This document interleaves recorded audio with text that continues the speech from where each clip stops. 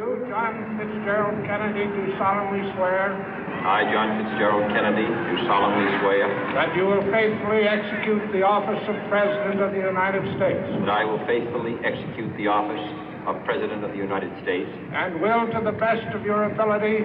And will, to the best of my ability. Preserve, protect, and defend the Constitution of the United States. Preserve, protect, and defend the Constitution of the United States. So help you God. So help me God.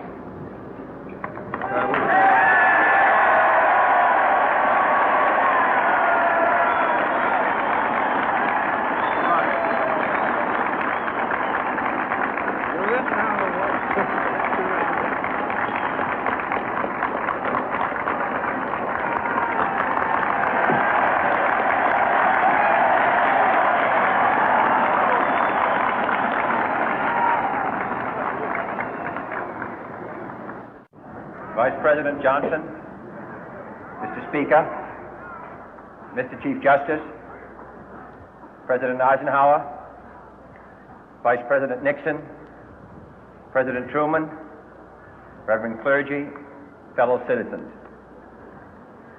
We observe today not a victory of party, but a celebration of freedom, symbolizing an end as well as a beginning, signifying renewal as well as change.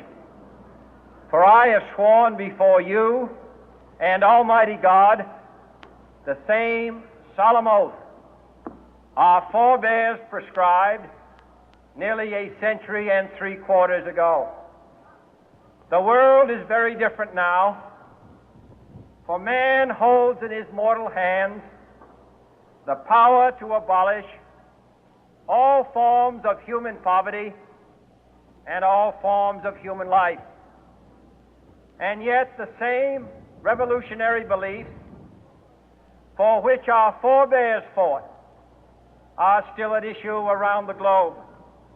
The belief that the rights of man come not from the generosity of the state, but from the hand of God.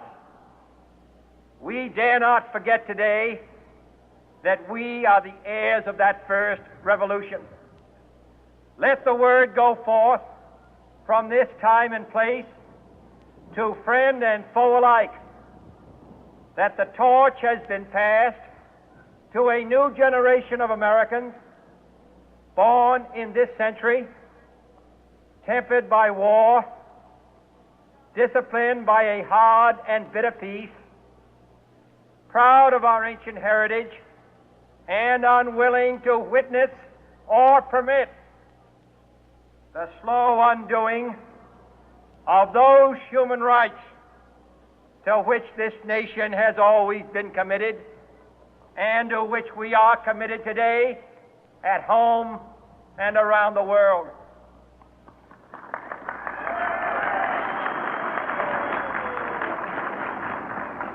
Let every nation know, whether it wishes us well or ill, that we shall pay any price, bear any burden, meet any hardship, support any friend, oppose any foe to assure the survival and the success of liberty.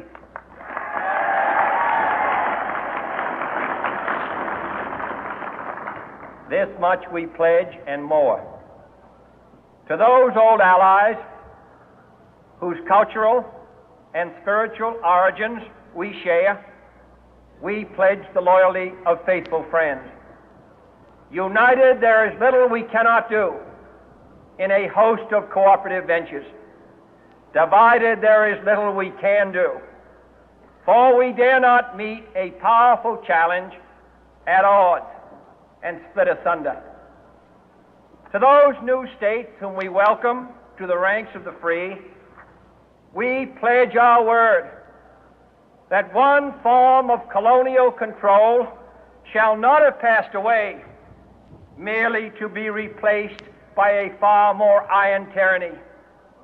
We shall not always expect to find them supporting our view, but we shall always hope to find them strongly supporting their own freedom, and to remember that in the past, those who foolishly sought power by riding the back of the tiger ended up inside.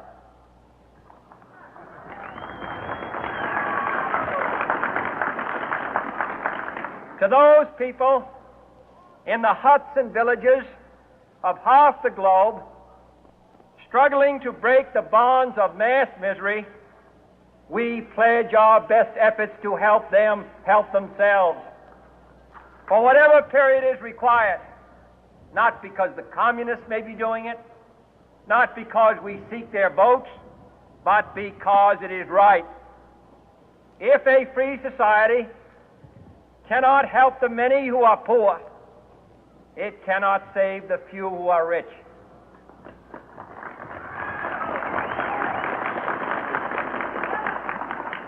To our sister republics south of our border, we offer a special pledge to convert our good words into good deeds, in a new alliance for progress, to assist free men and free governments in casting off the chains of poverty.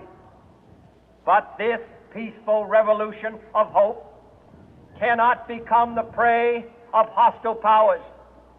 Let all our neighbors know that we shall join with them to oppose aggression or subversion anywhere in the Americas.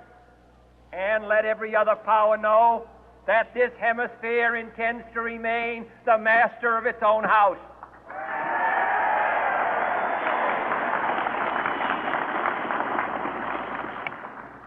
To that World Assembly of Sovereign States, the United Nations, our last best hope, in an age where the instruments of war have far outpaced the instruments of peace, we renew our pledge of support to prevent it from becoming merely a forum for invective, to strengthen its shield of the new and the weak, and to enlarge the area in which its writ may run.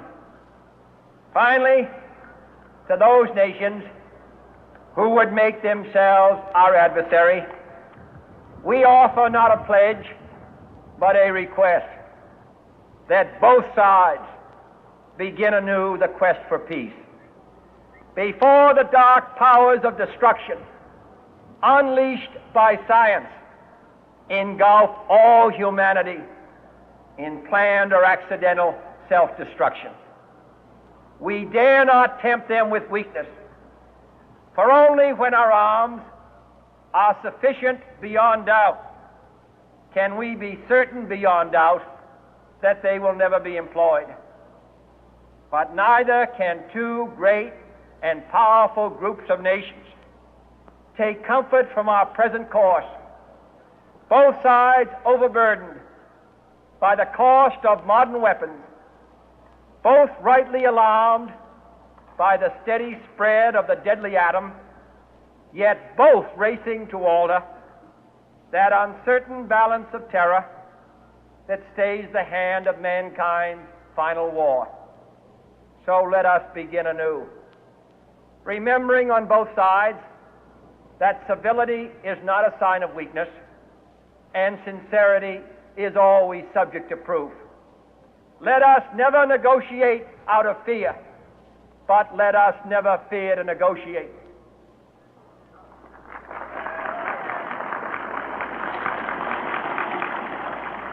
Let both sides